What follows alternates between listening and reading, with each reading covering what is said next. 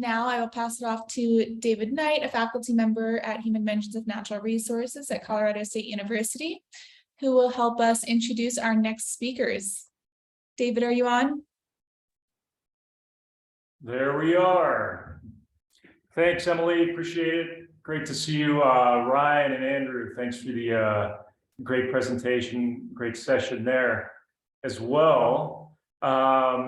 So a very warm welcome to the co-directors of Tourism Reset. That's the focus of this session here, Dr. Stefanie Benjamin and Dr. Alana Dillette. I'd also like to just take a moment to welcome all of our more than 1,000 registrants from over 50 countries who might have just joined us from around the world for this final presentation of day one of this Tourism Naturally conference. So really quickly, while I'm just a co-chair for this conference, this session actually represents my first speaking role. So just a quick personal introduction. My name is David Knight. I'm faculty in the Department of Human Dimensions of Natural Resources here at CSU, Colorado State University. My research emphasizes socially sustainable tourism, primarily focusing on the participation and empowerment of ethnic minorities, such as indigenous communities in rural Peru and in China, to try to understand their views of and strategies for destination resilience and tourism-based poverty alleviation. So I'd like to just give a warm welcome to our two presenters for this session, Stefanie and Alana. And I'm going to go ahead and read off the bios here for you. So Dr. Stefanie Benjamin is an associate professor in the Retail, Hospitality, and Tourism Management Department at the University of Tennessee in Knoxville. Her research interests include social equity and tourism around the intersectionality of race, gender, sexual orientation, and people with disabilities. She also researches film-induced tourism. That's a fun topic. Implements improvisational theater games as innovative pedagogy. I would love to be sitting in your class. And is a certified qualitative researcher exploring collective storytelling, duo ethnography, visual methodology, and social media analysis. Lastly, she serves as a faculty advisor on the Equity and Diversity Board for the Office of the Vice Chancellor for Diversity and Engagement at the University of Tennessee, Knoxville. And then we have also here Dr. Alana Dillette, and she's an associate professor in the Payne School of Hospitality and Tourism Management at San Diego State University.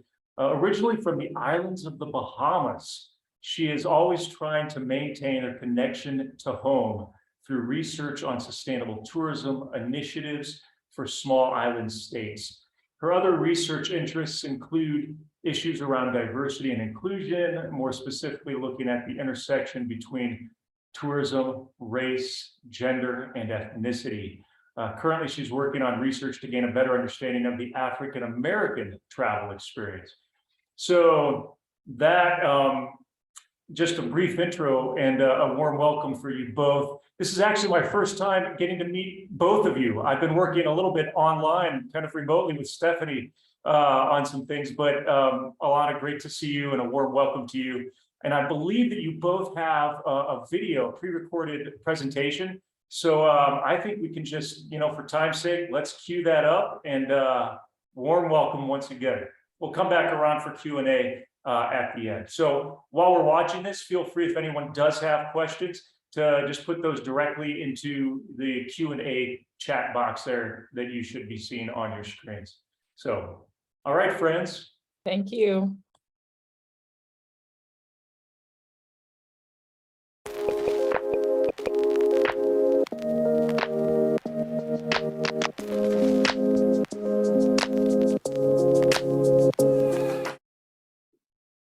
All right, let's get started. But before we move forward, we also wanted to recognize each of our institutions. I'm a professor at San Diego State University, and Dr. Benjamin is a professor at the University of Tennessee in Knoxville. And in addition to our roles at Tourism Reset, our respective institutions and classrooms are the places that we, really love to share our knowledge and spread our work. And so we wanted to make sure that we recognize them as well. So our objectives for today are really to create a space for candid conversations. So this part of the presentation is going to be us kind of sharing with you all what we've done. But we also want to hear from you, and we want your questions and your comments about things that you'd like to know moving forward with regards to our work with Reset, with regards to what we share about Black travel history, which we're going to start off with, our research on Black travel, and especially our collaborations with industry partners. You'll see here a statistic that we'll share a couple of different times during this presentation about Black leisure travelers who spend, this statistic is from 2019, $109.4 billion. That's 13.1% of the total leisure travel market. So we like to share that at the forefront because we think it's important to note that this is not only a conversation that's important because we need to talk about race and travel, but also because economically it is a viable market and it's something that continues to grow year after year. So with Tourism Reset, we were founded in 2010 by Drs. Derek Alderman and Dr. Carol Klein while they were at the East Carolina University. And we're a collaborative of scholars and industry folks who are trying our best to create a more equitable space within our travel and tourism landscape. We are also trying to create some racial reconciliation and tools for empowerment within our travel and tourism spheres. And with that, we do a variety of different strategies around with Tourism Reset. So we have pedagogical design, lecture series like we have right now. We're also doing various research from women in travel to folks with disabilities, to the Black travel movement. We present at conferences at universities and in webinars and at destination marketing organizations. And most recently been really working toward collaborating with various folks within the industry through large grants and also with folks who have been working and really being the voices within these movements already. So just a couple of facts, some of which you may have heard of, some maybe not. American Beach, which is in Jacksonville, Florida, was actually a place for Black leisure travelers to congregate because of the segregated beaches that we had during that time. It was founded in 1935 by the African American Life Insurance Company, or an autobiography, My Great Wide Beautiful World by Juanita Harrison, or Bessie Coleman, who was the first female African American pilot and made big strides in the aviation world. You've also might have heard of the Negro Motorist Green Book, which was an annual guidebook for African American and Black road trippers. And it was originated and published by African American New York City mailman Victor Hugo Green from 1936 to 1966. But you may not have heard of Victor Hugo Green's wife, who is Alma D. Green. And it's actually because of her that the majority of the book was published and was able to get to the audience that it needed to get to. She was actually the person who lived in Jim Crow South, unlike Victor Hugo Green, and experienced a lot of these challenges of traveling as a Black person, specifically in the South. The Green Book was a safe haven for places and spaces and businesses for Black folks to safely travel during the time of Jim Crow. When we think of travel and tourism, it tends to be a very white-centered space. And we see this through various data points and in terms of research and primary and secondary sources as well. But it has created a sense of belonging that it's mostly centered around whiteness and specifically white men as well. And so for folks who are not identifying with as being white, they may feel either unconsciously or consciously a lot of feelings toward not being accepted or welcomed into these spaces that were really created and perpetuated whiteness and white supremacy within these spaces of travel and tourism. All right, so now we want to get into a little bit of how we started in this research and where some of our beginnings were. So I'll kind of go back to more of a personal experience in 2016, I believe. Stefanie and I, Dr. Benjamin and I met at a conference, a TTRA Travel and Tourism Research Conference in Vail, Colorado. And actually on a hike one day, I think we actually might have been skipping some sessions. So sometimes, you know, some of the best work doesn't always come from in the sessions, but we were just chatting, and it was during the time when there was a lot of things going on in society around race, and specifically around policing and race.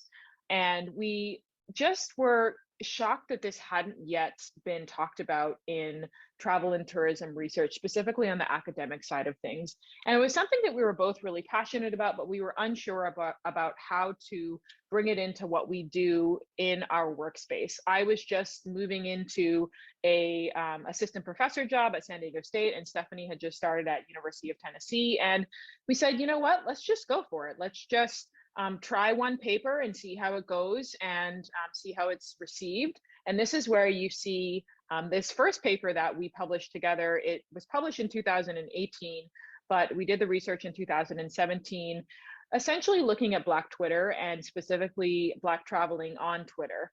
We looked at this hashtag traveling while Black just to gain a sense of what were the experiences that were being discussed about traveling while Black in, you know, at that time period. And what we found was three emergent themes: that there were still so many occurrences of racism that people were reporting. There was this overarching awareness of what it's like to be Black while traveling and how people treat you, but also on the positive side of things, really meaningful experiences. And from that, of course, as research goes, we wanted to do more. This was just cracking the surface. And we used that to kind of catapult us into doing more in-depth interviews, all kinds of different methodologies that we'll talk about later. But we just wanted to share kind of this first project of what got us going into this field of work, which brings me to introduce a very special person in our research journey, Evita Turquoise Robinson. If you don't know who she is one of the trailblazers in Black travel. She's the founder and creator of Nomadness Travel Tribe, which is a community of people, over 25,000 actually, Black and brown nomads, as she calls them, responsible for much of that 109.4 billion that we talked about earlier. And essentially what she started over 10 years ago was this community to address misrepresentation and underrepresentation of Black and people of color. So this acronym BIPOC, or BIPOC, Black, Indigenous, and People of Color, is really the market that she serves with her organization. And if you want to learn more, definitely just kind of Google that and look her up. She's doing so much amazing work, and we've been fortunate to work with her on the research side of things, which we'll talk about a little bit more. Evita is also responsible. So Nomadness Tribe was one of the first, if not the first, organizations to start in this sphere. And now there are many other organizations, some of which are shown on the screen today. So there are companies, communities, organizations that all are feeding sort of Black travelers into the travel market, from luxury travel to travel writing and blogging, travel influencers, people who have more urban travel within the cities in the US, travel specific to gender groups. And all of them are serving that purpose of getting into a market that has not been traditionally represented over the years.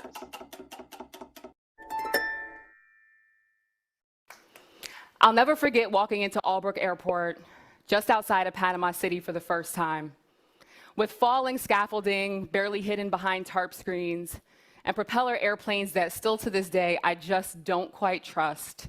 It was clear that the airport was under construction, which was fitting because so is my life.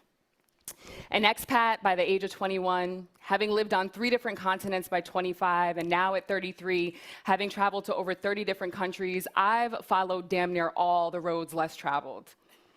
And on this day in 2012, it led me to Panama. But I wasn't alone. I was there with 16 strangers who'd given me their money on the internet and hoped I didn't run off with it. Fair enough. strangers who only had this new Facebook group about travel that I'd created in common up until that point. Yet there we were, and here we are. Tribes, historically defined as a social division in a traditional society consisting of families or communities linked by social, economic, religious, or blood ties, with a common culture and dialect, typically having a recognized leader. Nomadness travel tribe, as shown and defined in 2017, the very first international group created specifically for millennial travelers of color, a group of nearly 20,000 primarily Black women breaking the stereotypes set before us as to who we are, thus self-defining where we can go. We're the catalyst for an entire travel lifestyle movement that's gone underrepresented by mass media and the travel industry as a whole. But we come from a grossly underrepresented history, and many could argue a grossly underrepresented present as well. See, our story is a complex one, starting with Victor Hugo Green. From 1936 to 66, a Black mailman from right here in New York City created an annual guidebook for African American road trippers, the Negro Motorist Green Book. See, on one hand, you had the rise of the Black middle class, right? And on the other end, you had a country that was riddled in Jim Crow laws, pretty much prescribing discrimination to anyone who wasn't white. Separate but equal was more like separate and not. And this book outlined safe spaces for these travelers to stop for food, lodging, and car repairs along their route. It even noted sundown towns, or all-white neighborhoods where Blacks had to leave by sundown or be met with police force, violence, or even death. The Green Book saved lives. It was indeed a Black traveler's safe space. And this publication even led Green to go on and found his own traveling agency, thus creating the framework for generations of Black American travelers after him. Then we have the James Baldwins, Nina Simones, and Josephine Bakers, all the way to the Black soldiers who fought in world wars as our representations of the expats of that era. They're also some of the most distinguished representations of our culture, Black culture. Now, Black American culture is exported around the world many times without giving acknowledgement to the people it originated from. Our style, our music, our art, hell, even our struggles at times have been appropriated, diluted, and disconnected from us. So riddle me this. How can Black American culture freely move around the world, but we as a people have parts of our history where physically we couldn't do the same? Because there's a silent burden that every Black American traveler takes with them abroad. That is the realization that when we go abroad, we are immediately either perpetuating or diffusing bias placed on us by negative media depictions that our country has ushered out to the rest of the world. So it's not them, it's what they've seen of us. Because if your itinerary says that you land in Japan on June 6th, best believe that the images of the likes of you arrived on an earlier flight. I can no longer count how many times I've traveled abroad and people have thought that I was everything except for American, some even refusing to believe it after being corrected. And although those exchanges tend to be frustrating, they've created an actual opportunity that Nomadness has taken on as responsibility. These trips are our moments to set the record straight. We're showing the world that Black people do travel everywhere and we aren't a monolithic people. We come in all shades and sizes and with interests that are as diverse as we are. Our simply showing up allows the world to hear our stories from our mouths. By being exposed to us, we are able to unwrap our truths and gift them over and over and over again. Every trip, every conversation. We've expanded beyond sundown towns. I can now freely backpack in this country and walk into restaurants that my grandmother could have lost her life in decades ago because of the color of her skin. This is what the Black travel movement means to its participants. From generations, we've gone from literally being chained to literally being able to fly, with quite a bit of turbulence in between. Bred from Nomadness, there are a number of communities for travelers of color today. Collectively, we are changing the perception of millions, both home and abroad. We are in India, celebrating Holy Festival of Colors in the streets of Jaipur, shark diving in Cape Town, South Africa, teaching English in Niigata, Japan, and yes, we are even running with the bulls at the San Fermin Festival in Pamplona, Spain. We are here and we are relevant. We are tribe. So, what's next? Well, I'm still here, holding the baton, still running, maybe just in heels. But 30 trips later, December 2016, we ended up back in Panama. Once again at Albrook Airport, yet again on our way to Bocas del Toro. But the conversation has changed. It's not just about traveling, it's about developing, rooting. And we look forward to being the vessel to help take the movement to the next level. Time to get back to work. Thank you.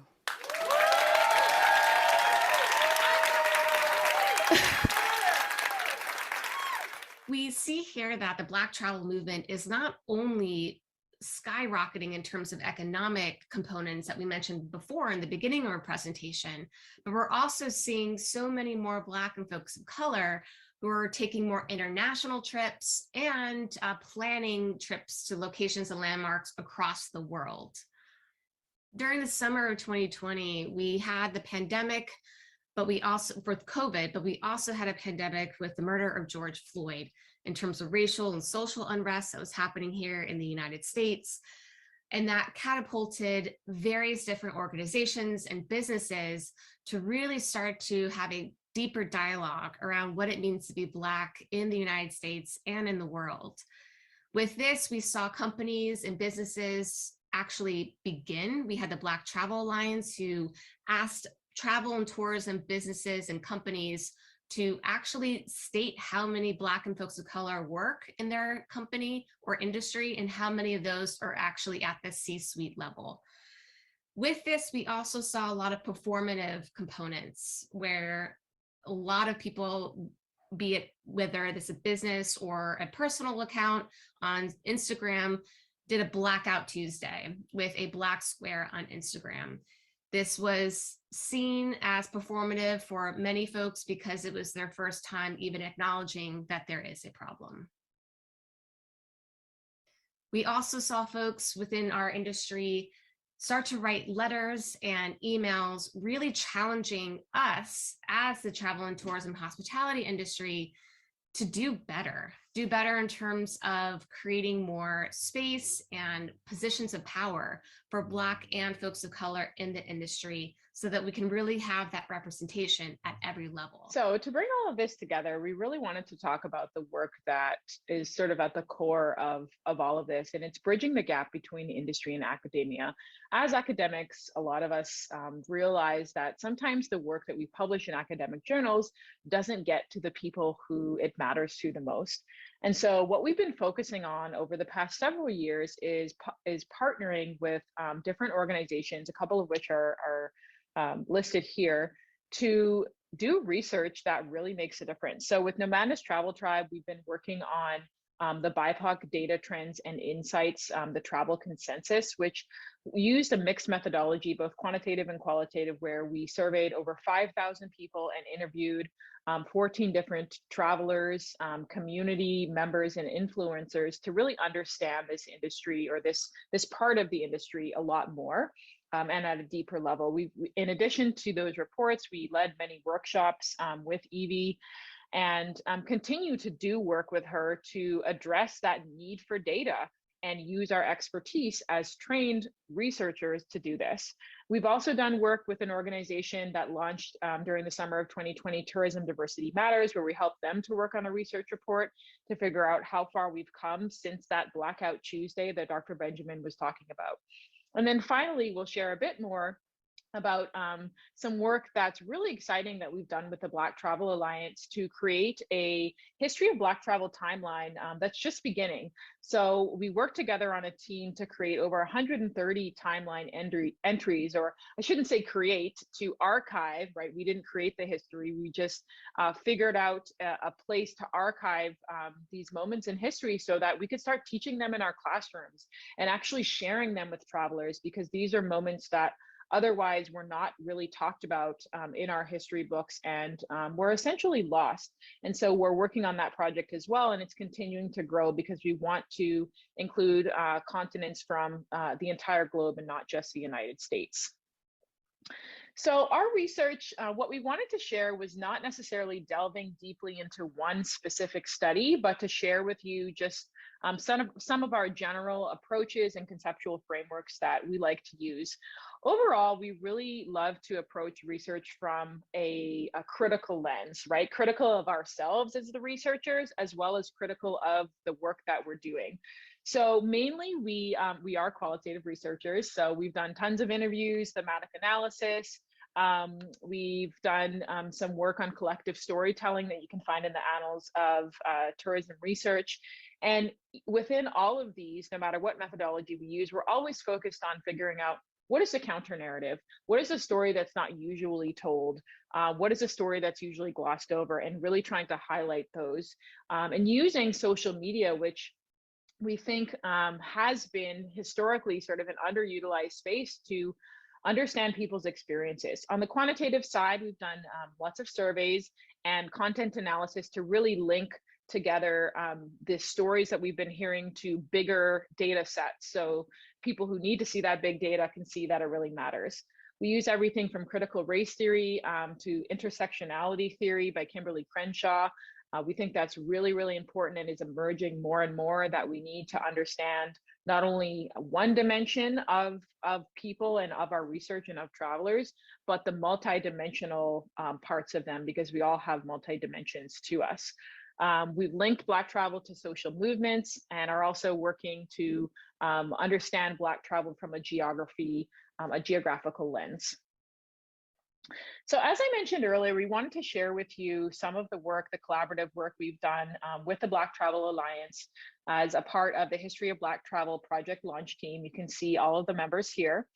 We worked almost 2 years to launch this, which launched in February of 2022, where we look at travel through a Black history lens. Like this little blurb says here, Black people have been traveling the globe in exploration and from a leisure standpoint for centuries. Yet most people are really unfamiliar with some of these early explorers and some of the groundbreakers. So it's due to this lack of documentation and written records where a lot of people just don't know this information.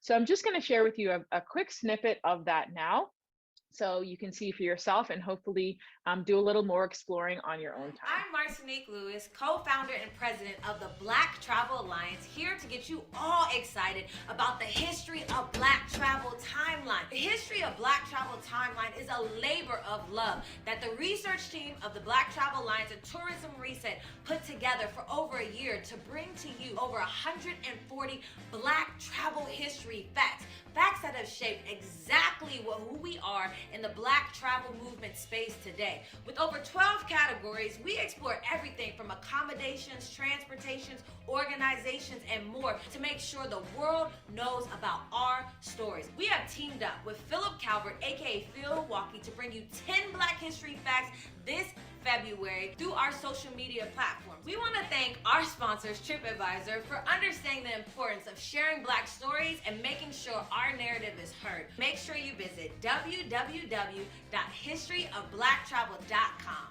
So to wrap all of this up, some of the key takeaways, and this is for all of the research that Dr. Benjamin and I have done together over the years that we just want to share with you all, is this idea that as researchers, we must reflect.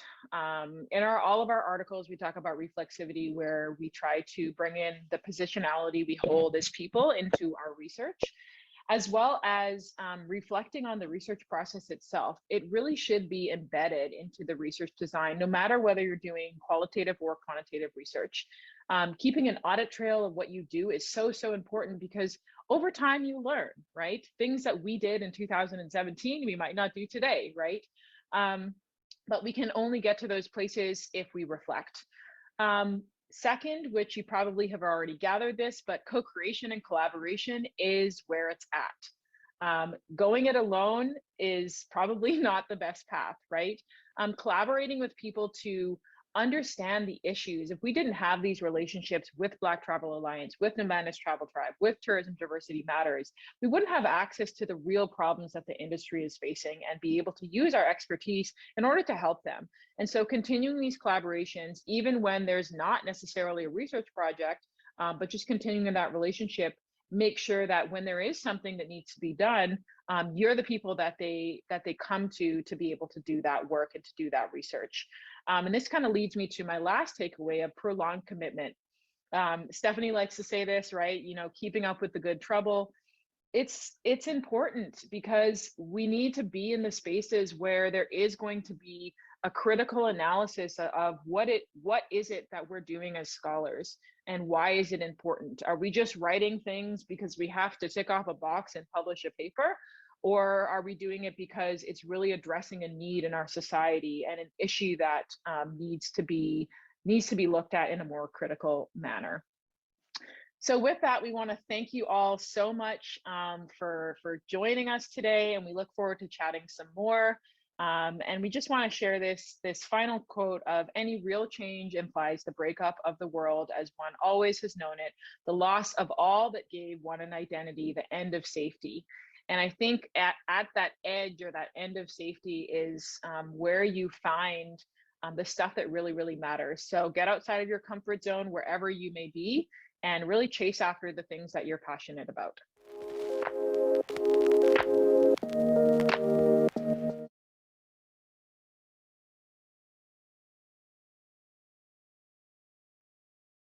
Thanks everyone for listening. Look forward to some questions. Hey, yes, I'm actually, oh, here we go. My video capability was not allowed there for a minute, but that was incredible. I'm so thankful that you all have been able to share here and present some of the work that you've been doing. And you know, I have a few questions here, and I know we have like 8 minutes.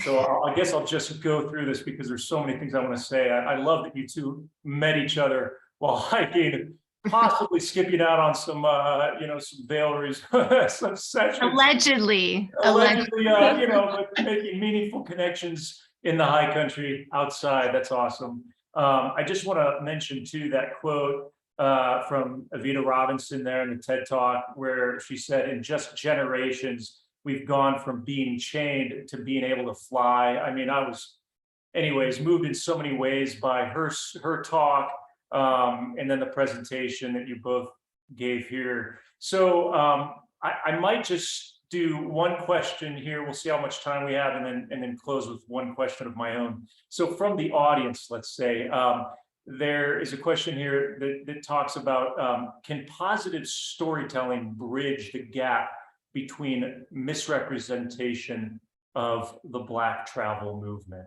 So what's that role maybe in the power of positive storytelling in all of this discussion? Sure. I'll start, and then Steph, you can add from there. I mean, my first overall answer is definitely yes. The reason that the Black travel movement exists in the way that we shared it today, including Evie's TED Talk and all of her work, is because of positive storytelling through people being able to get a handle on their own stories with social media. Before the advent of social media, all of our stories were controlled by mass media. And so we didn't really have a way to share our authentic experiences through these platforms. So I think we are seeing that, but this is, I think, with the caveat that sometimes what we see, specifically with marginalized populations, is sort of preaching to the choir, right? A lot of the people that actually listen to us already sort of have similar feelings that we do around some of the history and the marginalization that's happened that has impacted specifically Black travelers in this case.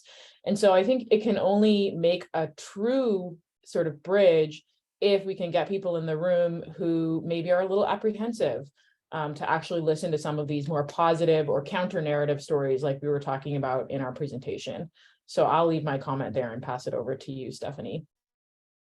To add to that too, you know, we're seeing more representation of a joyous experience. And this is something that traditionally we don't necessarily relate to Black or African-American folks here, specifically in the US, right? We immediately think of enslavement, but seeing, which is referred to under the veil, the different way of living and a different experience from a more joyous lens is something that it can be much more relatable to different audiences and to different cultures and races and ethnicities, and really centering that joy and that human connection, that experience is something that we're also trying to really promote, to take away all the negativity in some parts of it and really showcase that these audiences are just like everyone else. We all want to travel. We all want safety. We all want to enjoy our vacations and holidays, but there are certain boundaries and parameters around that, and to have those, that dialogue is really important. Yeah. And I just want to add one more thing that I think is really important, is that with this storytelling, we need to have allyship. I can't count the number of times I've been so thankful to have Stefanie in the room with me when sensitive topics and awkward comments come up, because coming from her lens, it makes a difference, especially if it's a predominantly white audience. And so if you're out there and you consider yourself an ally, making sure that you're showing up in those places to support those people whose lived experience it is, I think is really important to making moves forward. Yeah, thank you for the responses there. Made me think briefly in terms of allyship, I guess. A comment from a previous presentation at David Buggs, Chief Diversity and Inclusion Officer for Texas Parks and Wildlife, but talked about how the rate of growth and the number of degrees in natural resources that females and people, let's say minorities, are getting is on a rapid rise, rising more rapidly than white populations. And so that was encouraging to me, I thought. And what I love about what you all are doing, and you alluded to it briefly here, is you're doing this research, but then you're also making these meaningful connections to communities, all kinds of different groups of people, right? And I just want to really make this plug to encourage all of the viewers here to be able to actually go to these websites, right? Not just Tourism Reset, right? Race, ethnicity, and social equity in tourism, but also the Black Travel Alliance website and this History of Black Travel timeline, which highlights.